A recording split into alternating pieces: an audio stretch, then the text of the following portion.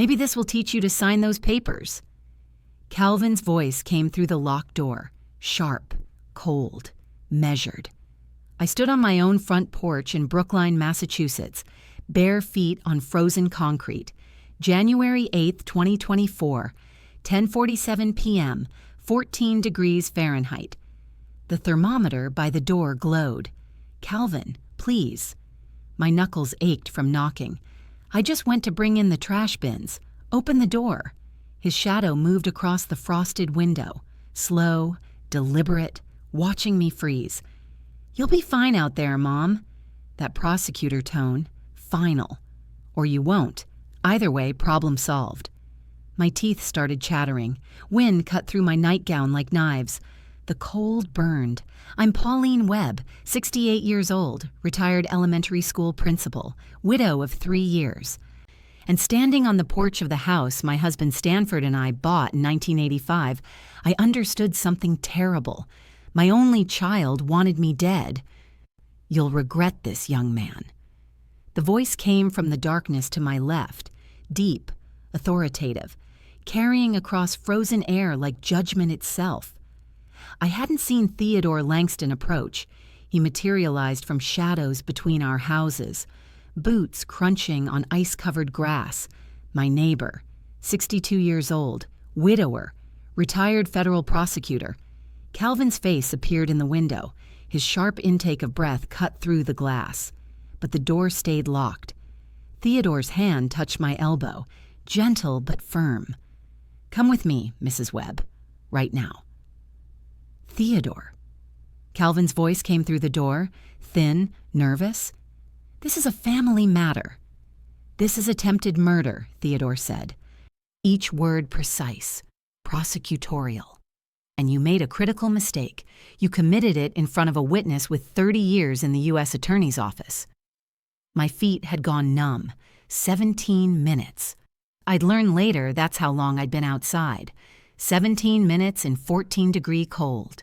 Theodore wrapped his coat around my shoulders, led me across the frozen lawn to his house. Heat blasted from his doorway like hitting a wall. "Sit," he said. "Don't talk yet. Just breathe."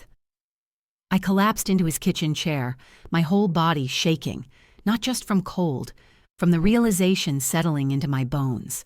Calvin had locked me outside to die. Welcome to my channel. Every day I share life stories that touch the heart, challenge the mind, and remind us we're not alone. If you enjoy stories that stay with you long after they end, I'd truly appreciate it if you subscribed and liked this video. Your support means more than you know. Now, let's dive back into today's story.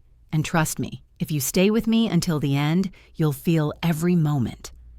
Theodore handed me tea in a ceramic mug.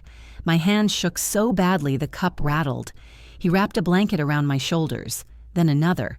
His heater hummed at maximum. "I heard your voice through my kitchen window," he said. Voice methodical, controlled. "I saw Calvin through your living room window." He stared at the door. "I could hear you knocking." His footsteps moved away. He walked away deliberately. My teeth wouldn't stop chattering. Words came in gasps. He locked it. I was just trash bins." 17 minutes, Theodore said. He held up his phone, timestamp glowing.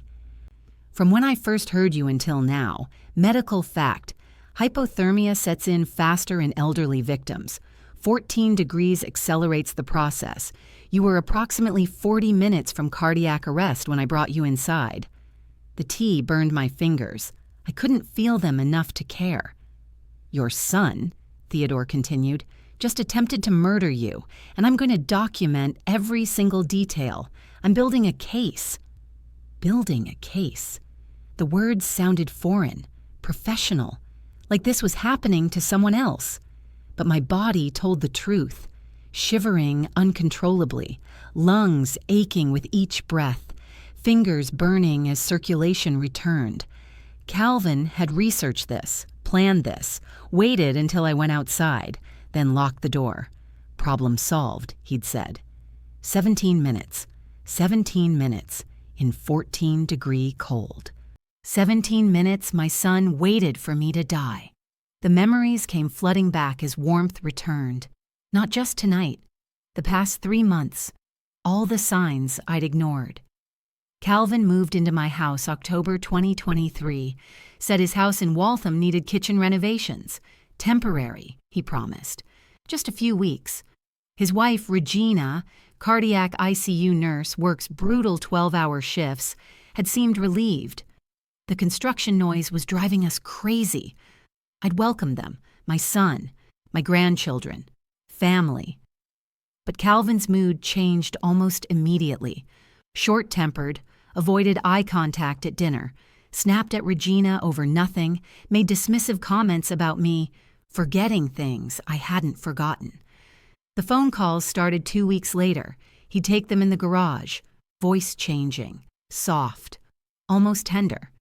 I'd heard him once through the door. "Baby, I promise. Just a few more weeks." That voice? He never used that tone with Regina. And the perfume, unfamiliar scent on his jacket when he'd come back from errands. Not Regina's jasmine, something else. Expensive. Then the paperwork. Calvin suddenly obsessed with my estate planning documents. "Mom, you need to update your will," he'd said. Pushed papers across my kitchen table. "Sign these. It's just standard stuff." "I want my attorney to review them first," I'd told him. Dominic Mercer handled Stanford's estate. Calvin's face had darkened. "You don't trust your own son?" "I trust my attorney." He'd swept the papers off the table, stormed out, slammed the door hard enough to rattle windows. Stanford's voice echoed in my memory. My husband, dead 3 years from heart disease. His last words to me. "I'm protecting you even after I'm gone, Pauline." Made sure of it. I'd never understood what he meant. Some legal thing in the will. Now, sitting in Theodore's kitchen wrapped in blankets, those words took on new meaning. Stanford had known something. Built protection I didn't understand yet. "I know what you're thinking. Why didn't she see it coming?" But manipulation doesn't announce itself. It creeps in, wearing the face of someone you love. Changes so gradually you explain each incident away. Theodore set down his mug. His voice gentled slightly. First emotional crack in the prosecutor facade. "My mother died in an assisted living facility 8 years ago," he said. 2016. I was 200 miles away, prosecuting a corruption case. Thought I was doing important work. His hands gripped the mug tighter. Knuckles white. "She died of neglect. Bed sores, dehydration. The facility was understaffed. My mother called me twice that last week, said she needed help. I told her I'd visit after the trial ended." Silence filled his kitchen. Heavy. "She died 3 days before the verdict." Theodore's voice cracked completely. "I failed to protect her, and I've lived with that failure every single day since." He looked at me directly, eyes wet. "I won't fail again," he said. "I was watching through my window tonight, saw everything. Your son made a critical tactical error.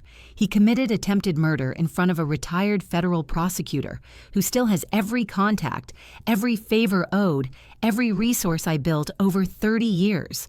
His voice hardened back to steel. "We're going to document everything. Photograph your injuries. Save my doorbell camera footage, record the temperature, timestamp every piece of evidence, and then we're going to make sure Calvin Webb never tries this again." The way he said it, final, absolute, like a verdict already delivered. 2 people sitting in a warm kitchen, both haunted by what they'd lost, both determined not to lose again. Sometimes salvation comes from unexpected places. But sitting there, warming slowly, I realized how much I didn't know yet. Theodore could document what happened tonight. The locked door, the temperature. What I didn't know was why. Why would Calvin want me dead? I didn't know about the $420,000 he owed, cryptocurrency investments that collapsed, gambling debts that multiplied, credit cards maxed beyond recovery. I didn't know he'd been terminated from his property management job in August. Embezzlement, they'd called it. They'd given him a choice, resign quietly or face charges. I didn't know his Waltham house entered foreclosure in September, 2 months before he'd claimed renovations. I didn't know he'd been researching online. How to get power of attorney over parent. Forcing parent into nursing home against will. How long does hypothermia take in elderly? Breadcrumbs of a murder plot I hadn't seen coming, but Theodore suspected. His prosecutor instincts screaming something was catastrophically wrong, and Regina, sweet Regina, saving lives in the ICU 60 hours a week, had no idea. Calvin controlled their finances completely. Protecting her from stress, he'd said. She was working night shifts while her husband plotted murder. What I learned over the next week, I told Theodore, would shatter everything I thought I knew about my son. He nodded, wrote something on his legal pad, evidence log starting. If you're wondering whether I survived to tell this story, obviously I did. But survival isn't the same as victory. What happened next taught me that justice requires evidence, patience, and one very determined former federal prosecutor. Here's what happens now, Theodore said. Voice shifted to strategic mode. Tomorrow morning I photograph your injuries in daylight. Bruises on your arms where he grabbed you earlier. Measure them. Timestamp everything. I touched my arms. Tender. He had grabbed me. Yesterday afternoon. Shoved me against the kitchen counter when I'd refused to sign his papers. I have doorbell camera footage, Theodore continued. Audio and video from tonight. Your voice. His voice. Every word he said through that door. Maybe this will teach you to sign those papers? Calvin's words replayed in my head. What papers? Theodore asked. Sharp. Prosecutor questioning witness. Estate planning documents, I said. He's been pushing me to sign for weeks. Quitclaim deed, power of attorney forms. I don't know exactly. I refused without my attorney reviewing them. Theodore wrote faster. Smart. Very smart. That refusal probably saved your life, but it also made him desperate. He looked up. Your son made a mistake. He committed a crime in front of a federal prosecutor, and I still have friends in law enforcement. Real friends. People who owe me favors from cases that made their careers. Cold, certain. I won't be a victim, I said. Principal voice returning. The voice I'd used to discipline unruly teenagers. I'll fight back. Theodore smiled. First smile I'd seen. Grim, satisfied. Good, he said, because we're going to need overwhelming evidence. In elder abuse cases, it's rarely he said, she said. We document everything, build an airtight case, then we let the system do what it does best. But I have to go home, I said.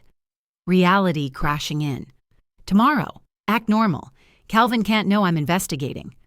Exactly, Theodore agreed. Preserve the scene, maintain normalcy. Let him think he got away with it.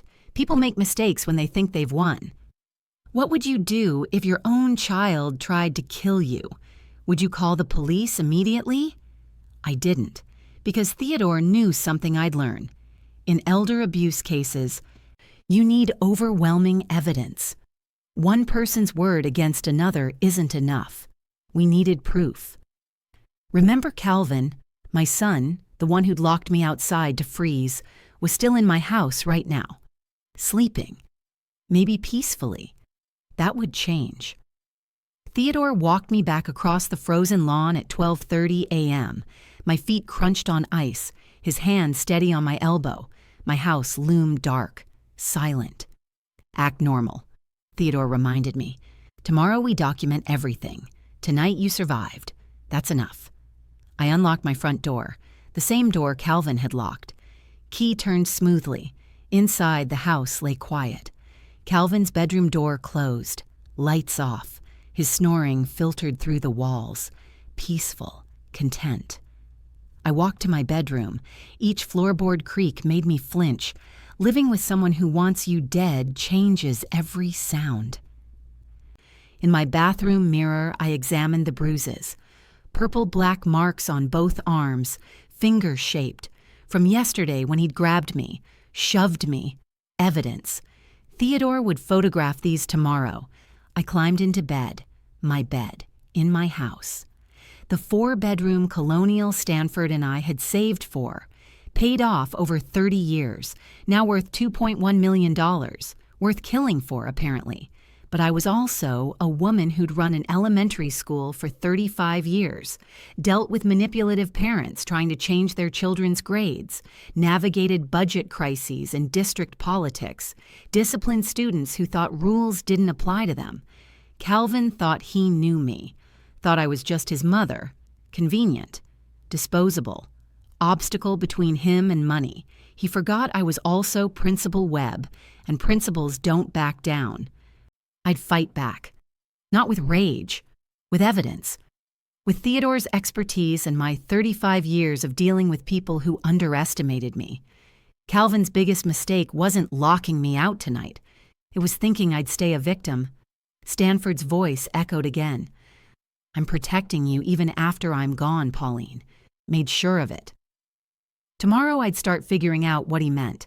Some protection built into his will, some safeguard I hadn't understood. But tonight I'd survived. 17 minutes in 14-degree cold, 40 minutes from death, alive. Tomorrow the real investigation began. Tomorrow Theodore and I would discover the full scope of Calvin's betrayal.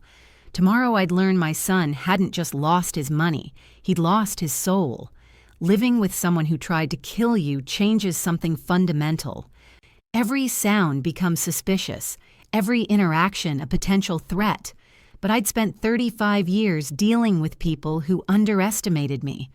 Calvin's biggest mistake wasn't locking me out. It was thinking I'd stay a victim. The next morning, I made coffee like nothing had happened. 7 a.m. January 9th. My kitchen smelled like French roast and lies. Calvin's footsteps came down the stairs, heavy, quick, avoiding me. Morning, I said, bright, normal. He grunted, grabbed his jacket, phone buzzed, his jaw tightened. Job interview, he said, voice clipped. Property management downtown. Lie, I heard it in how fast he spoke. Good luck, sweetheart, I said. Poured coffee in his favorite mug. He left it untouched. Walked out. Door slammed. I exhaled. Performance over. 3 envelopes on the counter. All addressed to Calvin. Debt collection agencies. I recognized the return addresses from years as school administrator. My phone was already out. Click. 3 photos. Time-stamped. Evidence. My phone rang. Regina's name.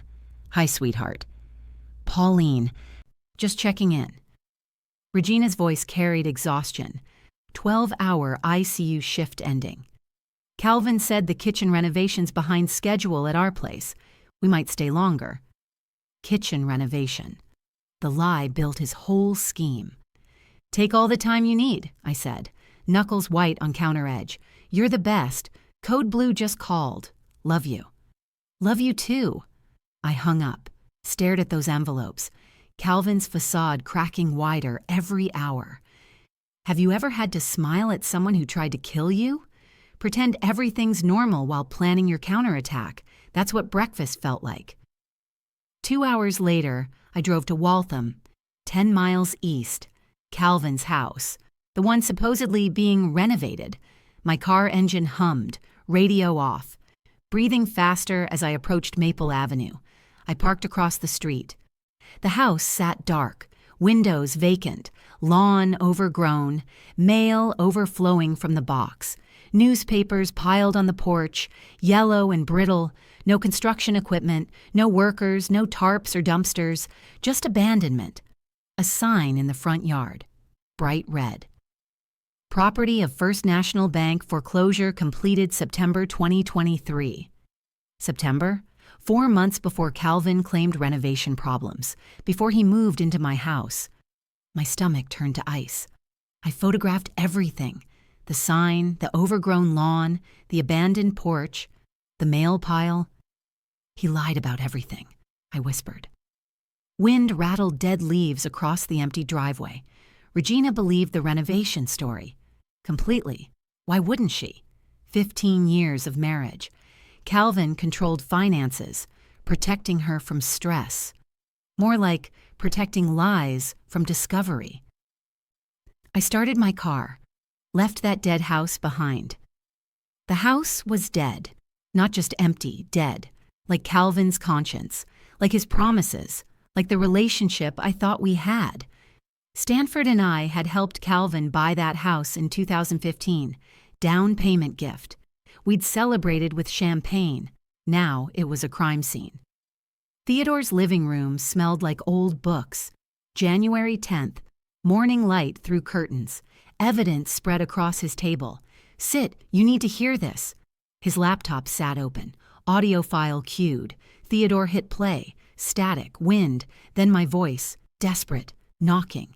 Calvin, please, open the door. My stomach clenched. Then Calvin's voice, crystal, clear, sharp. Maybe this will teach you to sign those papers. I flinched. More knocking, my voice weaker. Calvin, it's 14 degrees. Silence. 10 seconds. 20. 30.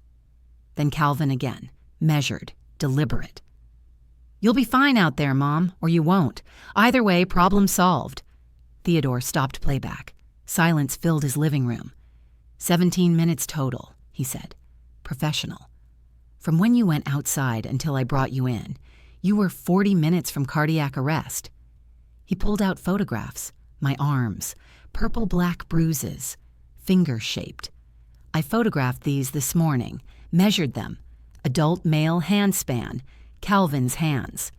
He plugged my phone into his laptop, downloaded all my photos, organized into folders.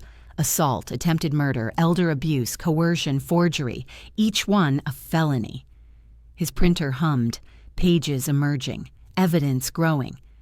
I've hired a private investigator, Theodore said. Michael, former FBI, he's digging into Calvin's finances. Employment, property records. We'll know everything within a week. The audio, I said. He mentioned papers. Theodore's eyes sharpened. That's motive. Whatever documents he wants you to sign are worth killing for. 17 minutes on tape. 17 minutes of my begging. 17 minutes of his silence. Evidence doesn't lie. People do. 2 days later, Theodore knocked. January 11th, afternoon. Voice urgent. Pauline, come outside. I followed him to my driveway. Calvin's BMW sat gleaming. Expensive, black paint reflecting sun. Theodore pointed to the windshield. Bright orange paper. Official. Repossession notice, 6 months behind. $4,300 owed. They're taking it next week. I stared. Calvin parked this car prominently. Statement to neighbors. Look how successful. All debt. All facade. Theodore photographed it. Evidence growing. Everything about him is fake, I said. Not fake, Theodore corrected. Desperate. Desperation makes people dangerous. Wind rustled the orange paper. From where neighbors stood, Calvin looked successful. Nice car, nice clothes, family in a $2.1 million house. But success is sometimes just debt with good lighting. Remember Calvin? My son, who'd locked me outside in 14-degree cold 2 nights ago, was maintaining an illusion while everything crumbled. January 14th, 3 p.m. My doorbell rang. Helena and Michael stood there, my late sister's children, faces serious. Aunt Pauline, Helena said, confusion in her voice. Can we come in? Of course. I stepped aside. Is everything all right? They exchanged glances. Marcus spoke first. Calvin called us last week, said you were having problems, memory issues, getting confused, leaving the stove on. My stomach dropped. He said you needed professional care, Helena continued. Studied my face. Said you were deteriorating fast. I led them to my living room, gestured to the couch. Let me make tea. I went to the kitchen, measured loose-leaf Earl Grey, heated water to exactly 200 degrees, arranged cookies on china, returned with perfect presentation. Helena's voice sharpened. Calvin said you were having bad days, needed care. Aunt Pauline, this is not what he described. I poured tea, steady hands, no tremor, memory sharp. Calvin lied, I said, simply. I don't have dementia. He's fabricating symptoms to build a case for institutionalizing me. Michael's voice erupted, angry. Why would he do that? Money. This house, my assets. He's in financial trouble. Helena scrolled through her phone. He called me 3 times about memory care facilities in Boston, made it sound urgent. Michael nodded. Asked me too, wanted recommendations, said you might need placement within weeks. Calvin's manipulation spread wider. Not just me, extended family, building false narrative, creating witnesses to my decline. If you need us to testify, Helena said, firm. We will. Calvin's running a con. Michael agreed. Family protects family, real family. You know what's terrifying? How easily lies spread. Calvin told 2 people. They believed him, because why would a son lie? This is how elder abuse works. Isolation through reputation destruction. January 15th. Calvin left for another fake interview. I counted to 60, then went to his office. The spare room, he'd claimed it for workspace. The locked drawer, paper clip, tension wrench, 30 seconds, files inside. One labeled, Mom Estate Planning. I opened it. Quick claim deed. First document. Transferring my house to Calvin. My signature. Forged. Power of attorney forms. Blank. Ready for more forgery. Assisted living applications. 3 of them. One listed me as cognitively impaired, requires 24/7 supervision, prone to wandering. Lies. Official-looking lies. Facility brochures. $8,000 to $12,000 per month. Handwritten notes in Calvin's writing. Once POA signed, transfer house immediately. Sell within 60 days. Facility bed secured by February 1st. February 1st. 17 days away. More notes. Foreclosure final September. Job terminated August. Debts total $420K. House sale covers everything. $420,000. That's what my life was worth. My phone clicked rapidly. Every document, every page, every note. I replaced everything exactly, locked the drawer, left the room. In my bedroom, I sent photos to Theodore, 37 images. The paper felt ordinary, 20-pound weight, but holding those forged signatures felt like holding my son's soul. Hollow, empty, dead. I'd taught Calvin to write his name in kindergarten, trace letters with his small hand. Now he'd traced mine to steal everything. That evening, Regina called. 8 p.m., January the 16th. Voice bone deep, exhausted. Pauline, it's me. Hospital sounds filtered through. Beeping monitors, overhead pages. Just finished a 12-hour shift. I'm fine, sweetheart. Calvin keeps saying you're forgetting things, Regina said, worry evident. He mentioned early dementia. Should I be concerned? Should we look into memory care? My jaw clenched, fury at Calvin manipulating his own wife. Regina, I said, gentle. I'm not forgetting things. I don't have dementia. Calvin is mistaken. Silence, then quieter. He seems so sure. He's been researching facilities, calling places. Have you noticed me forgetting things? Direct question. Pause. No, actually, no. You remember everything. Appointments, recipes, stories about the kids. Then trust your observations, not Calvin's narrative. Another pause. Longer. He's been really stressed. Money worries, maybe. He won't talk to me about finances. Says he handles all that. Money worries. Understatement. How long have you had separate accounts? Since we got married 15 years ago. Calvin set it up, said he'd protect me from financial stress. I just focus on work and the kids. Complete financial control. Regina blind to the $420,000 catastrophe, blind to attempted murder. Regina, I said carefully, if you ever need to talk about anything, I'm here. I know, you're the best mother-in-law. I have to go. Another code. Love you. Love you too. I hung up, sat in silence. Regina was saving lives while her husband plotted to take one.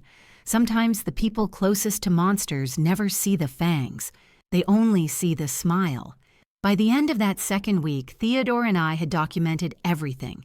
Doorbell audio, bruise photographs, foreclosure records, repossession notice, forged documents, false dementia claims, pattern established, motive clear, timeline urgent. Now Calvin's behavior would escalate. Theodore predicted it. Desperation breeds recklessness. Calvin's deadline approached.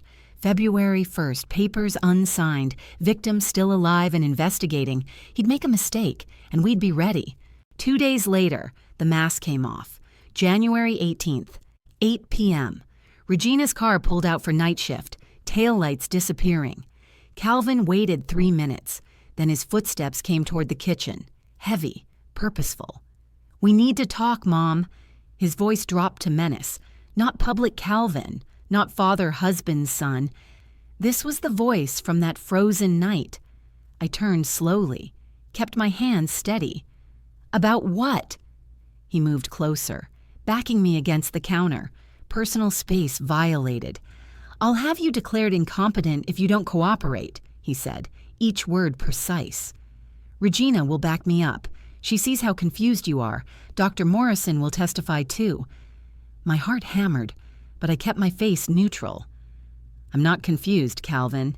His hands shot out, gripped my arms hard, fingers digging, pain sharp.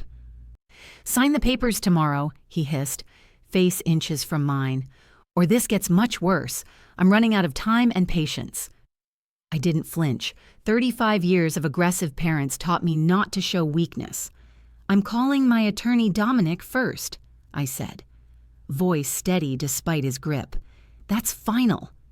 Calvin's hands tightened, then released, shoved me back, counter edge bruising my spine. "You're making a mistake," he said, voice dead. "Regina will back me. Everyone will."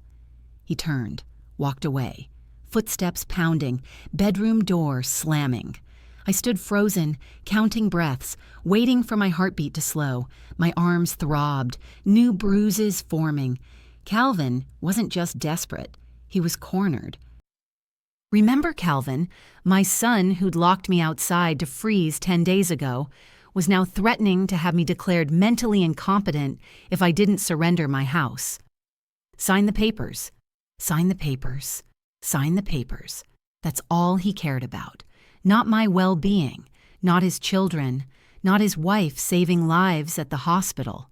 Just those papers. Next morning, I was at Theodore's door. 9 a.m., knocked 3 times. He opened immediately. "What happened?" I rolled up my sleeves. Fresh bruises, purple-black, finger-shaped. Theodore's voice hardened. "When?" "Last night, 8 p.m., 3 minutes after Regina left." He pulled out his phone. Professional camera, high resolution. "Stand by the window, click, click, click. Turn your arm." Click. He placed a ruler against the bruises. Photographed. Measured skin temperature. "Assault," Theodore said. "Clinical. Added to attempted murder, elder abuse, coercion." I handed him my phone. Photos from Calvin's hidden folder. Everything. Theodore scrolled, jaw tightening. "What your son did has multiple names," he said. "Attempted murder, elder abuse, fraud, coercion, forgery, each one a felony." He downloaded all images, organized into folders, evidence chain maintained. "I still have friends in law enforcement," Theodore said, voice carrying 30 years of authority. "Real friends. It's time to call them." He pulled out a thick folder, evidence package compiled. "We file with Adult Protective Services first. They investigate. Then the DA moves on criminal charges." His printer hummed, pages emerging, case building. "Your son made a fatal error," Theodore said. "He committed multiple felonies in front of a federal prosecutor, and I'm very good at my job." Theodore taught me something crucial. Documentation is power.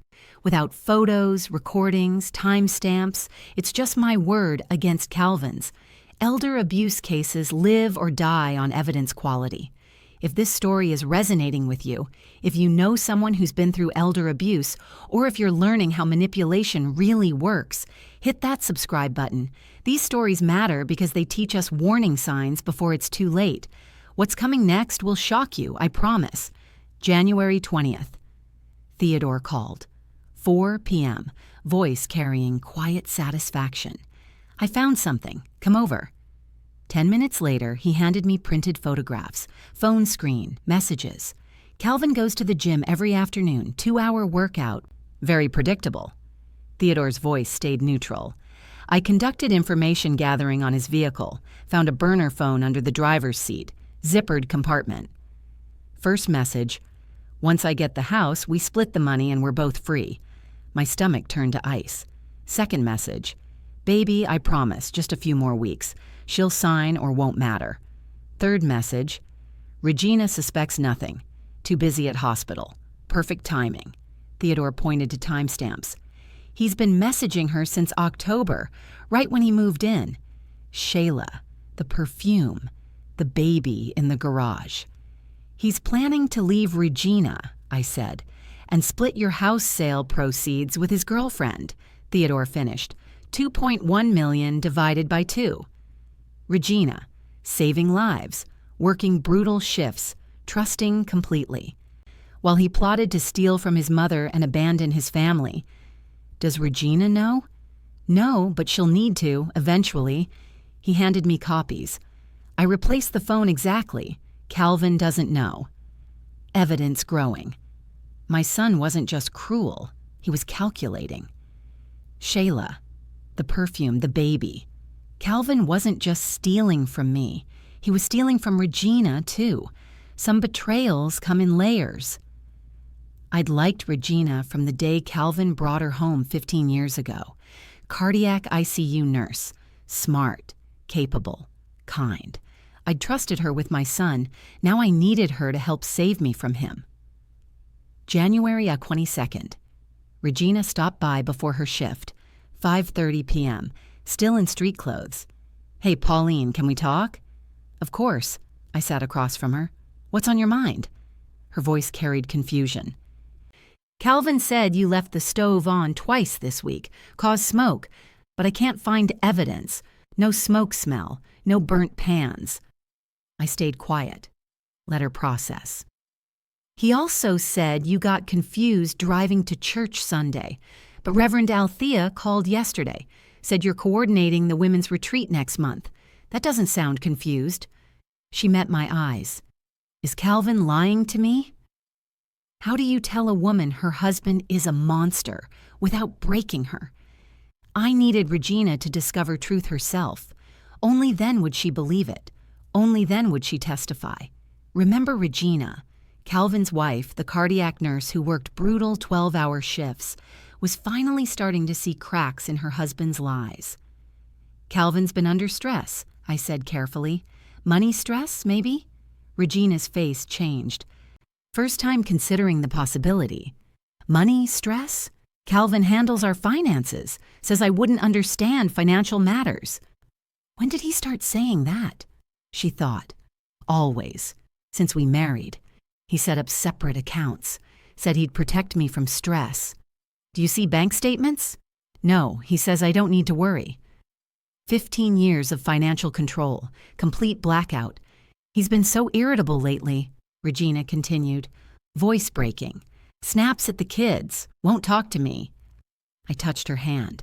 That must be hard. She nodded, eyes wet. I work 60 hours saving strangers, but I can't help my own husband. Maybe he's keeping you out for a reason. Maybe he doesn't want you to see something. Regina pulled back. Not ready. Calvin would tell me if something was really wrong.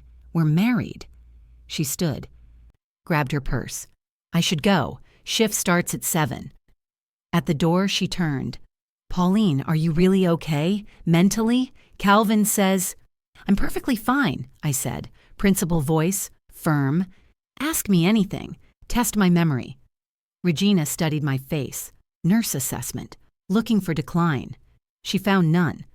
I believe you, she said finally, quiet. But if Calvin's lying about this, what else is he lying about? Everything I wanted to say. She left, seed planted, doubt growing. January 23rd, 2 p.m. My phone rang, unknown number. Hello? Mrs. Pauline Webb. Professional voice. Female. Yes.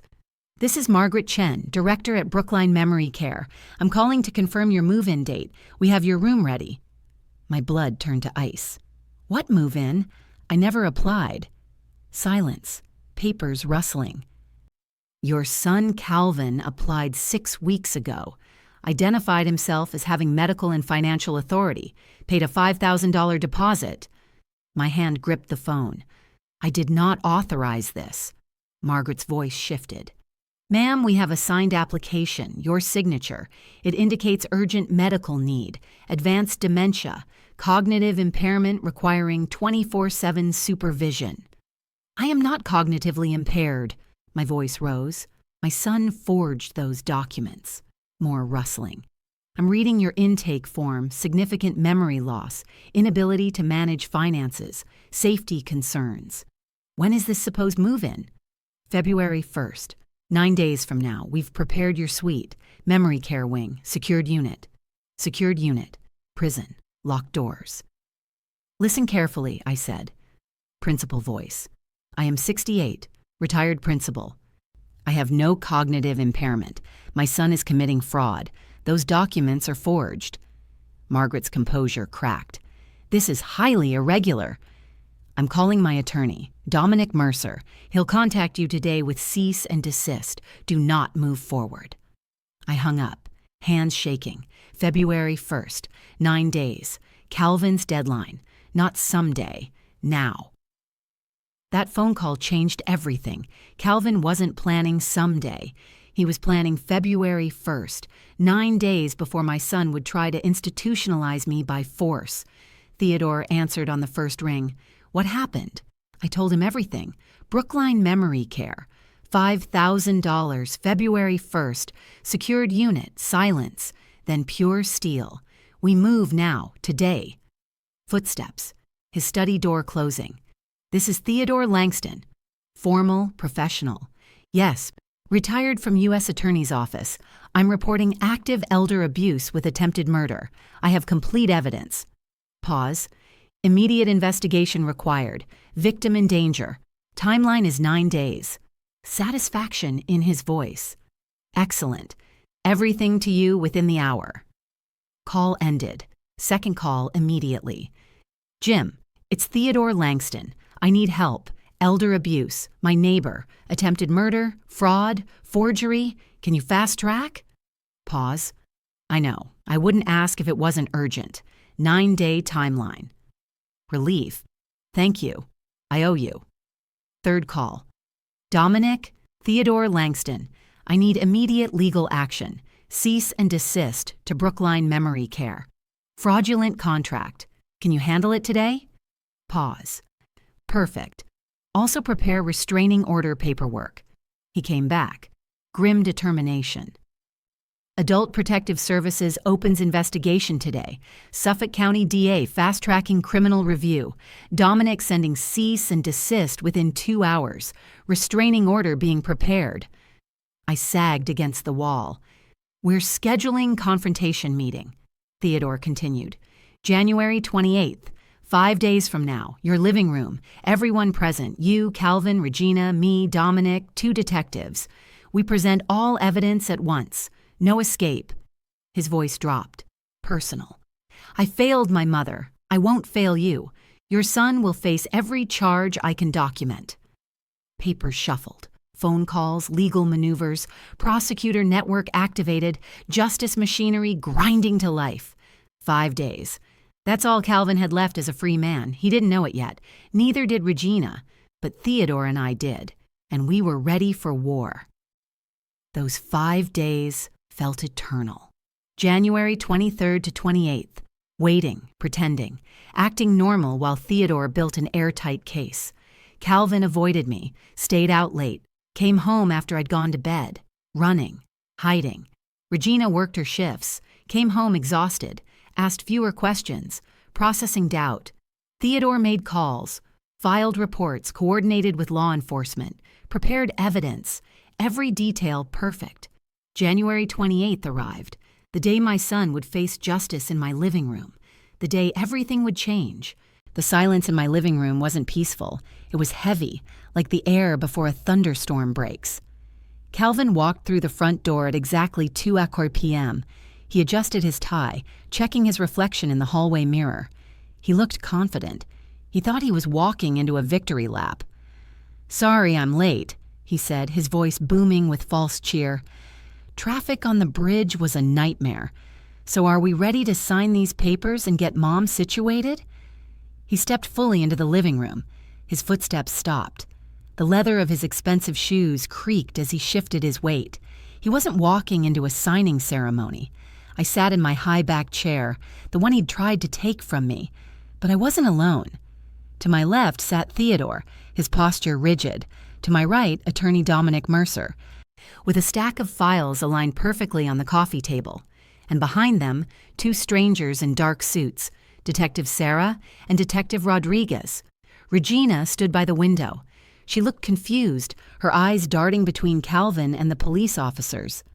"Calvin," Regina asked. Her voice was thin, nervous. "You said this was a care assessment meeting. Who are these people?" Calvin's smile faltered. It didn't disappear, but it twitched at the corners. He forced a laugh, but it came out dry. "Mom, what's going on? Who is everyone?" "Sit down, Calvin," Dominic said. It wasn't a request. Dominic's voice was low, smooth, and absolutely commanding. It was the voice of a man who knew he held every card in the deck. Calvin blinked. He looked at me, waiting for me to smooth things over. Waiting for his mother to fix the tension like she always did. I didn't smile. I didn't speak. I just breathed, steady and deep. "I don't understand," Calvin said, his voice climbing an octave. "Is this an intervention or something? Regina, did you know about this?" Regina shook her head. "He told me we were finally getting Mom the help she needs, Calvin. That's all I know." "Mr. Webb," Dominic said, gesturing to the empty chair facing us, "I am going to explain exactly what happens next. I suggest you sit down and listen carefully." Calvin pulled the chair out. The wooden legs scraped against the floor, a harsh, grating sound that made Regina flinch. He sat on the edge of the seat, ready to bolt. "Fine," Calvin said. He crossed his arms, but his hands were gripping his biceps too tight. "Let's hear it. But I have a meeting at 4, so make it quick." 7 people in my living room. 3 months ago, Calvin thought he'd soon own this room, own this house, own me, control everything. He was catastrophically wrong. Remember, Calvin, my son, who'd locked me outside to die, threatened to have me declared incompetent, forged my signature on legal documents, was finally facing consequences he never imagined possible. Dominic didn't respond to the deadline. He simply reached for the first stack of papers. The sound of the file folder opening was crisp, loud. "Let's begin with the night of January 5th, Dominic said. "I've already explained that," Calvin snapped. "Mom wandered off. It was a terrible accident. We're lucky she's alive." Dominic didn't look up. He slid a photograph across the polished wood of the table. "This is the medical report from the ER," Dominic said. The paper slid to a stop in front of Calvin. He didn't look at it, but Regina did. She leaned forward, her nurse's eyes scanning the data instantly. "Core body temperature upon admission, 94 degrees," Dominic read. His tone was clinical, detached. "Severe hypothermia, cardiac distress markers elevated. The attending physician noted she was approximately 40 minutes from cardiac arrest." Regina gasped. It was a small, sharp sound. 40 minutes. Dominic slid the next document. Weather service data for that night, 14 degrees Fahrenheit, wind chill of 4. Another document joined the pile, a photograph of my arms. The bruises were purple and black, shaped exactly like fingers. "Defensive wounds," Dominic stated. "Consistent with being grabbed forcibly." Calvin shifted. "She fell. I tried to catch her. That's from me trying to help her." "Is it?" Dominic asked. He reached for his laptop. He turned the screen so everyone could see. He pressed a single key. The audio wasn't loud, but in the silent room it sounded like a scream. Maybe this will teach you to sign those papers. Calvin's voice, clear, undeniable, recorded by Theodore's doorbell camera. Calvin froze. His mouth opened, but no sound came out. The recording continued. You'll be fine out there, or you won't. Either way, problem solved. The silence that followed was suffocating. Regina covered her mouth with both hands. Her eyes were wide, staring at her husband as if he were a stranger. That's, Calvin stammered. That's taken out of context. I was frustrated. I didn't mean it. Dominic placed another paper down, a bank receipt, a $5,000 deposit to Whispering Pines Memory Care, dated January 3rd, 2 days before the accident. Another paper. Forged application forms, my client's signature, signed by you. Another paper. Foreclosure notice on your home in Waltham, finalized September 2023. The pile grew, a tower of lies, brick by brick. The room smelled like winter, cold evidence of a frozen night. Each document a piece of my near death. Each timestamp a moment Calvin thought I'd die. Each photograph proof he was wrong. Calvin was sweating now. I could see the sheen on his forehead. He wiped his palms on his knees. You lost the house? Regina whispered. Calvin? September? He didn't answer her. He couldn't take his eyes off the documents. You were desperate, Dominic said. Homeless, debt piling up, and your mother was the only thing standing between you and a quick payout. No, Calvin croaked. No, I love my mother. The evidence suggests otherwise, Detective Sarah said. She hadn't spoken until now. Her voice was sharp steel. She was writing in her notebook, not even looking at him. I know you're feeling this moment, the weight of betrayal laid bare, the power of truth and evidence. If you want to see how this ends, and trust me, what's coming is worth every second, subscribe right now, because the next reveal is the one that changes everything forever. Dominic wasn't finished. He reached into his leather briefcase. He pulled out a thick document bound in blue paper. The paper looked old, slightly yellowed at the edges. Do you know what this is? Calvin? Calvin stared at it. He shook his head.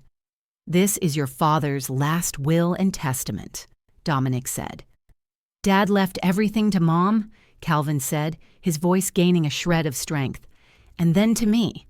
I know what it says. You know the standard clauses, Dominic corrected. You don't know about the rider he added 6 months before he passed. Dominic opened the document to a page marked with a red tab. He smoothed it flat. Read this clause, Dominic said. Calvin didn't move. Dominic read it for him. Should my son, Calvin Webb, ever attempt to coerce, manipulate, or defraud my wife, Pauline, should he attempt to institutionalize her against her competent judgment? Dominic paused. He looked directly at Calvin. He shall immediately and irrevocably forfeit all inheritance rights. The color drained from Calvin's face. It didn't just fade, it vanished. He looked gray. What? He whispered. The life insurance trust, the house, the portfolio, all of it, Dominic said. If you try to steal it, you lose it.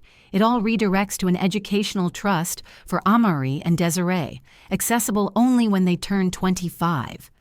That's not legal, Calvin sputtered. He wouldn't do that to me. He did, I said. My voice was soft, but it cut through the room.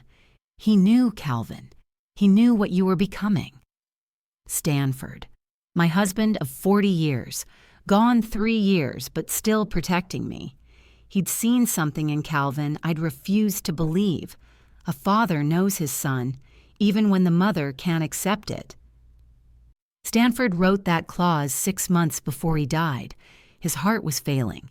He'd found Calvin gambling online late one night, saw the desperation, never told me, didn't want to break my heart, just protected me the only way he could. He suspected you'd try this, Dominic said. He protected Pauline from beyond the grave. Regina made a sound, a choked sob. So it was all for nothing. All of this. And you get nothing?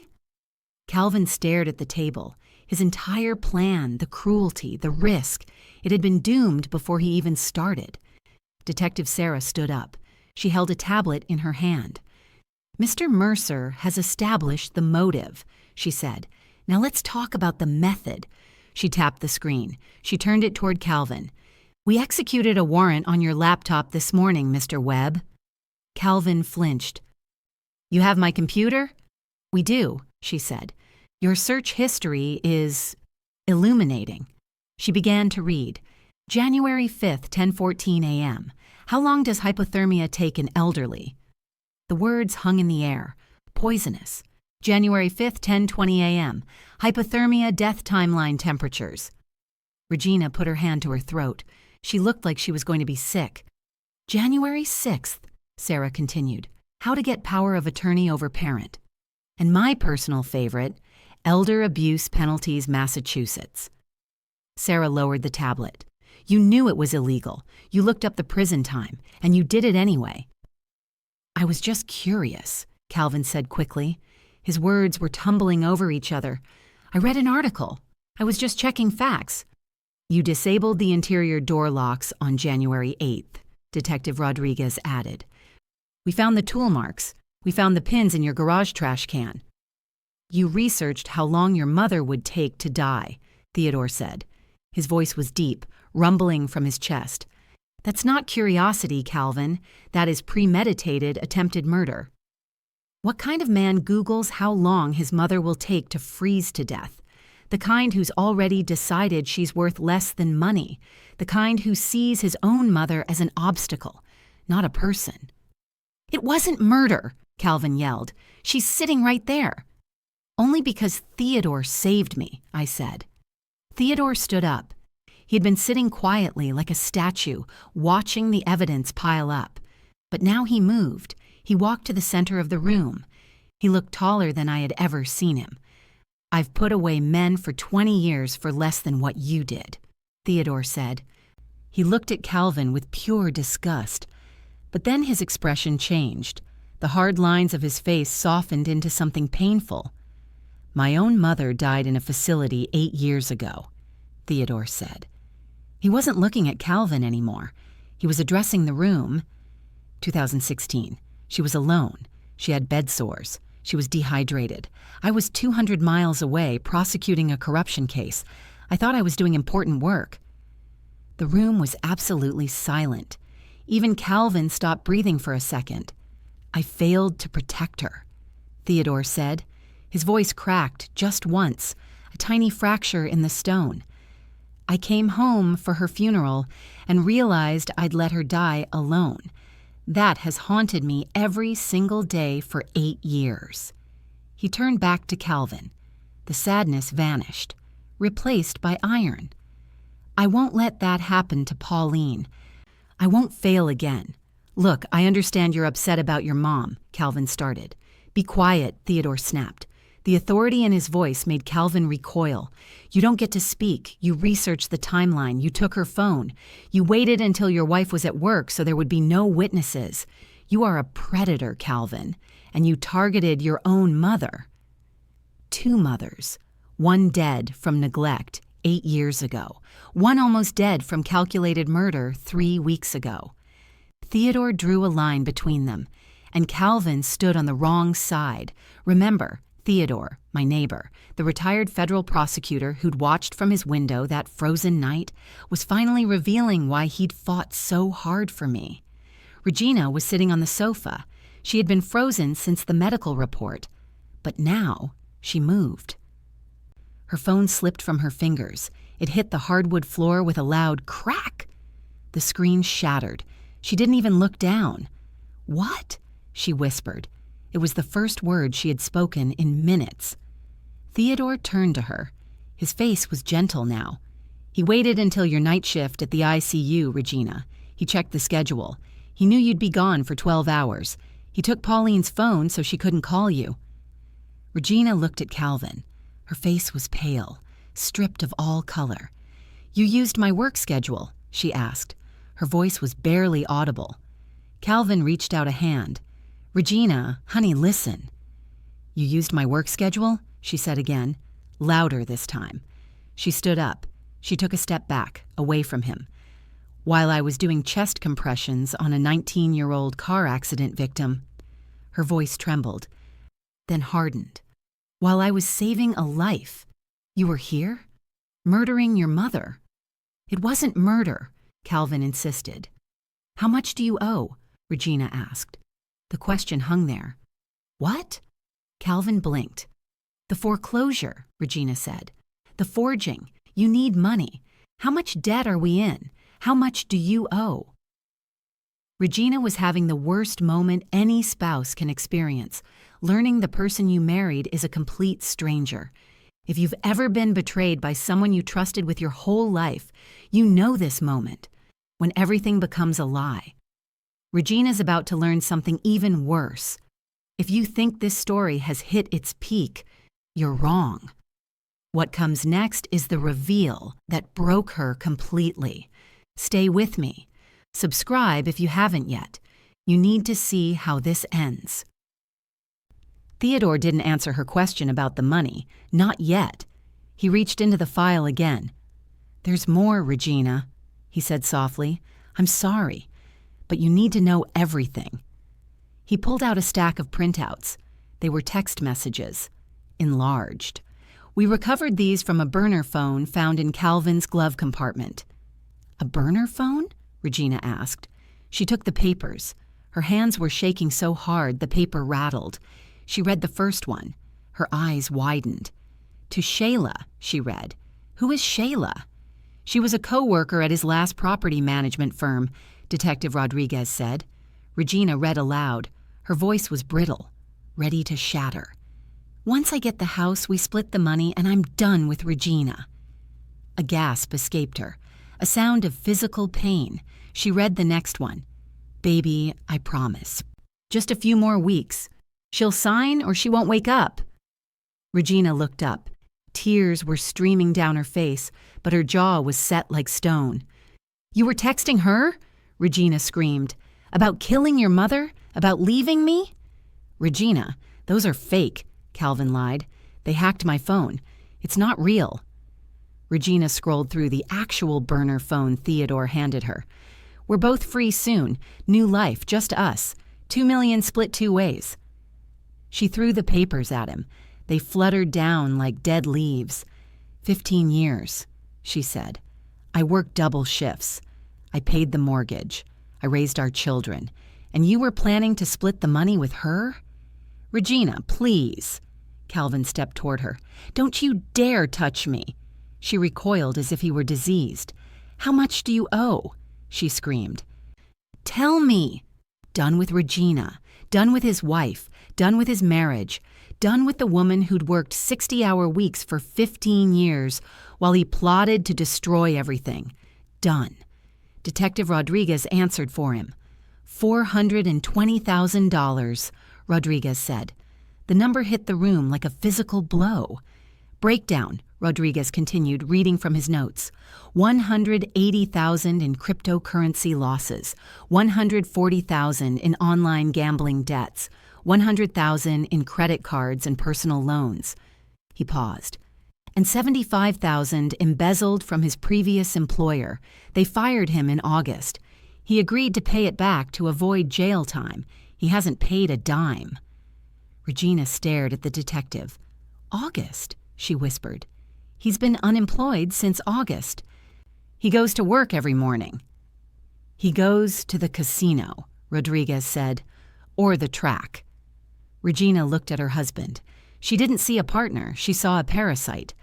"You controlled everything," she said. "Separate accounts. You said it was to protect me. Don't worry about the bills, babe, I got it. You said you were handling our retirement." She laughed, a hysterical, broken sound. "I make $95,000 a year. Where did my money go?" "Into his debts," Rodriguez said. "You've been funding his gambling for 5 years." Regina bent down. She picked up the burner phone she had dropped. She looked at it one last time. Then she threw it, hard. It hit Calvin in the chest and clattered to the floor. "I'm testifying," she said. Her voice was ice. "I'm testifying against you, and I'm taking Amari and Desiree. You will never see your children again." Remember Regina, the ICU nurse who'd worked brutal shifts for 15 years thinking she was building a future, was learning she'd been funding her husband's debts and affair the entire time. $420,000. That's what her son decided she was worth. Actually, that's what he decided she was in the way of. "Okay," Detective Sarah said. She closed her notebook. "I've heard enough." She stood up and walked toward Calvin. "Calvin Webb, stand up, please." Calvin didn't move. He sat there staring at the shattered pieces of his life on the floor.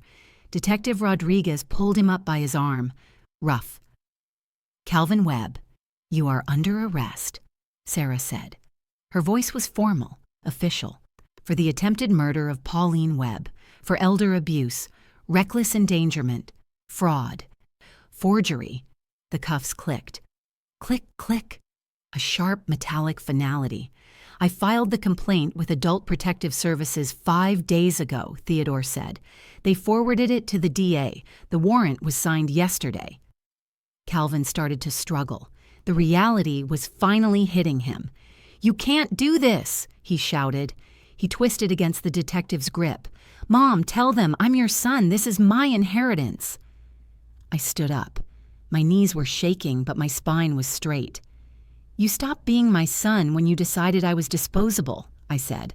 My voice didn't waver. "You stopped being worthy of an inheritance when you tried to murder me for it." "Regina!" Calvin yelled. "Don't let them take me." Regina turned her back on him. She looked out the window. Detective Rodriguez pushed Calvin toward the door. "You have the right to remain silent," Sarah recited. "I'll sue you!" Calvin screamed as they dragged him into the hallway.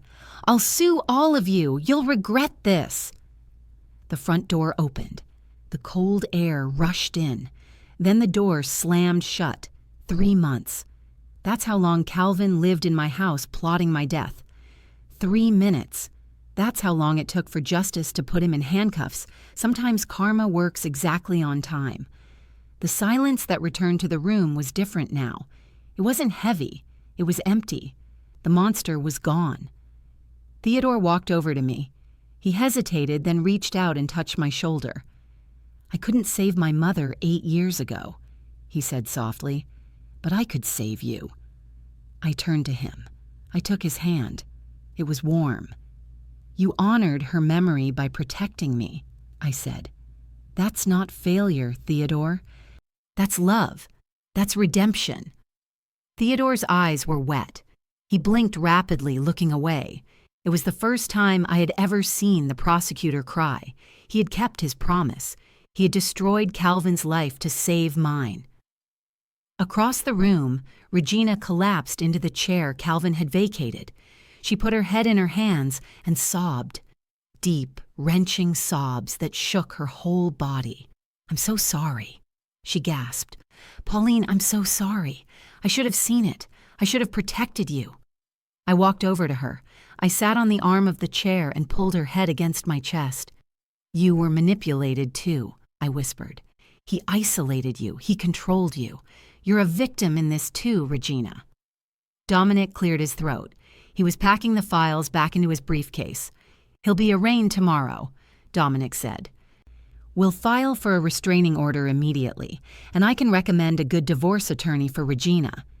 "Do it," Regina said. Her voice was muffled against my sweater, but it was firm. The detectives were gone. The threat was gone. 2 mothers, 1 lost, 1 saved. Theodore drew a line between past failure and present redemption, and on that line he built my freedom, my justice, my survival. That January afternoon changed everything. Calvin would face trial, Regina would rebuild, Theodore would heal, and I would learn what it means to survive when your own child wants you dead. 4 months later, here's what happened. 4 months had passed since that January afternoon. Winter gave way to spring. Frozen ground thawed, and Calvin gave way to justice. May 15th. My phone rang. Attorney Dominic. 10 a.m. Pauline, Calvin took the plea deal this morning. I sat down at my kitchen table, same table where Calvin had threatened me. Tell me everything. 3 years Massachusetts State Prison, elder abuse and reckless endangerment, attempted murder charge reduced in plea negotiations. 3 years? Plus 5 years probation after release. Permanent restraining order. He cannot come within 500 feet of your property. Ever. Ever. The words settled like blessing. The inheritance forfeiture is executed, Dominic continued. Stanford's will clause activated officially. $890,000 in life insurance trust. House inheritance. Everything forfeited. Amari and Desiree's trust? Secured. Educational trust accessible at age 25 with strict conditions. Protected completely. My grandchildren, 14 and 11, protected from their father's ruin. Court-ordered restitution, Dominic said. $15,000 for your legal fees and therapy costs. He'll pay from prison wages. Stanford knew, I said, voice catching. He knew Calvin's character better than I did. Your husband built a wall around you from beyond the grave, Pauline. The clause worked exactly as intended. Stanford wrote that protection 6 months before he died. Cancer growing in his heart, literally breaking it. He'd caught Calvin gambling online at 3 a.m., saw the desperation, and knew. 3 independent doctors evaluated you, Dominic added. Calvin's incompetency claim not just disproven, backfired spectacularly, proof of his malicious intent. Competent, capable, protected. Thank you, Dominic. Thank your husband. He protected you perfectly. 4 months. Winter to spring, frozen to thawed, and Calvin from free man to prisoner. Sometimes justice works exactly on time. Late May, Sunday afternoon. My doorbell rang. Regina, Amari, Desiree, weekly dinner visit. But today felt different. Plea deal finalized Friday, closure arriving. Regina stood on my porch, started crying. I'm so sorry, Pauline. I should have seen it, the separate accounts, the control, his lies about you. I pulled her into my arms. Regina, listen to me. Manipulators are skilled. He isolated you financially, gaslighted you for 15 years. You were a victim, too. Her voice broke against my shoulder. I should have questioned. You survived. You protected your children. You testified. You didn't fail me. He betrayed both of us. Inside, my kitchen filled with Sunday sounds, mixer humming, Amari measuring flour, Desiree stealing chocolate chips. The facility director had apologized in writing, refunded $5,000, reported Calvin to State Fraud Division, new verification procedures implemented. Brookline Memory Care learned their lesson. Amari turned to me, 14 years old, serious. Grandma, where's Dad? Why is he in prison? I stopped measuring sugar, met his eyes. Your father made very bad choices, sweetheart. He let money become more important than people, more important than family, more important than what's right. I moved closer. Principal voice, teaching moment. But here's what you need to know. You get to make different choices. You're not responsible for his decisions. You get to choose who you become. Desiree's voice, 11, smaller. Will we see him again? Regina answered, honest. Someday if you want to, but not for a long time, and only when you're ready. Laughter broke through, cookies baking, healing beginning, new family forming from old wounds. Church bells rang outside, Sunday normalcy, community, continuity. Forgiveness isn't about forgetting what someone did. It's about freeing yourself from the weight of their sins. Regina didn't need my forgiveness. She needed to forgive herself.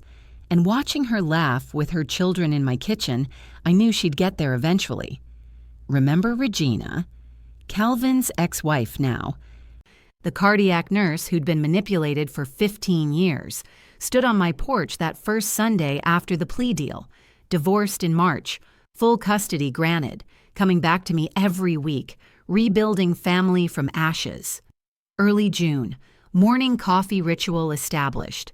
Theodore and I alternated porches. Today, his porch, warm, peaceful. Opposite of frozen January, coffee cups on wood, birds singing summer songs, neighbors walking dogs, normal life restored. You saved my life, Theodore. I upheld the law, his voice deflected but soft. That's what prosecutors do. No, I turned to him. You did more than that. He set down his cup. Long pause, then words. My mother died alone in that facility. 2016. I was prosecuting a corruption case. Thought I was doing important work. I failed her. When I saw what Calvin was doing to you, everything came back. His voice broke slightly. I couldn't fail again. I wouldn't. I touched his hand. You honored her memory by protecting me. That's not failure, Theodore. That's love. That's taking your pain and transforming it into purpose. Your mother would be proud. Theodore's tears came. Full emotional release. 8 years of guilt finally easing. I'm thinking about volunteering, he said. Elder advocacy organization. Put my prosecutor skills to actual use. I'm starting a scholarship fund, I said. Stanford Webb Memorial Scholarship. For students from financially struggling families, teaching them different choices than Calvin made. Both transformed, survivors finding purpose in trauma. Comfortable silence settled. Intimacy of people who'd been through war together. Neighbor waved hello. Normal life fully restored. Some people search their whole lives for purpose and never find it. Theodore found his in the worst moment of my life, protecting someone else's mother when he couldn't protect his own. Sometimes, redemption looks like saving someone else. If this story moved you, if you're thinking about the Theodores in your own life, the people who protected you when you desperately needed it, leave a comment telling me about them. And if you want more stories about ordinary people doing extraordinary things, subscribe. One last lesson, and then you'll understand why this story matters. June 2024. My house. Truly mine now. I change my will completely. Property goes to Educational Foundation when I pass. Scholarship fund for students from struggling families. Stanford Webb Memorial Scholarship. Calvin's name appears nowhere. Erased. House is truly mine. No threat. No manipulation. Pure ownership. Most recent Sunday, Amari asked about his father again. Harder questions this time. Grandma, was Dad always bad? I thought carefully. Principal voice. Teaching moment. Your dad made very bad choices, Amari. He let money become more important than people. But you get to make different ones. That's the power you have. Choice. Choice. That's what crystallized through everything. Calvin chose cruelty, theft, attempted murder. I chose survival, truth, justice. Theodore chose redemption over guilt. Regina chose her children over denial. 3 things saved me that frozen January night. Stanford's will clause, love from beyond grave. Theodore's refusal to fail again, redemption through protection. My own refusal to sign papers I didn't understand, trusting instinct. Sometimes Regina brings the grandchildren on weekday afternoons now too, not just Sundays. We bake cookies. Amari asks questions about his father. I tell him truth. Your dad made some very bad choices, sweetheart. He let money become more important than people, but you get to make different ones. That's your power. That's the lesson I learned on that frozen January night. You always have a choice. Calvin chose cruelty. I chose survival. Theodore chose to be the neighbor who made sure my son never tried it again. And Regina chose her children over denial. 3 things saved me. Stanford's protection from beyond the grave, Theodore's refusal to fail again, and my own instinct not to sign papers I didn't understand. Survival isn't luck. Survival isn't chance. Survival is choice. Choice after choice after choice. And I chose to live. I chose to fight. I chose justice. and I won. Calvin will think about that in his cell. I'll think about it in my warm house, surrounded by people who chose love over greed. That's how you win. That's how you survive. Thank you so much for watching till the end. If you enjoyed this story, please subscribe and turn on the notification bell so you won't miss the next one. Drop your country flag and location in the comments. I'd love to know where you're watching from. And if you're still not subscribed, seriously, what's stopping you? Your feedback means a lot and helps me improve every story.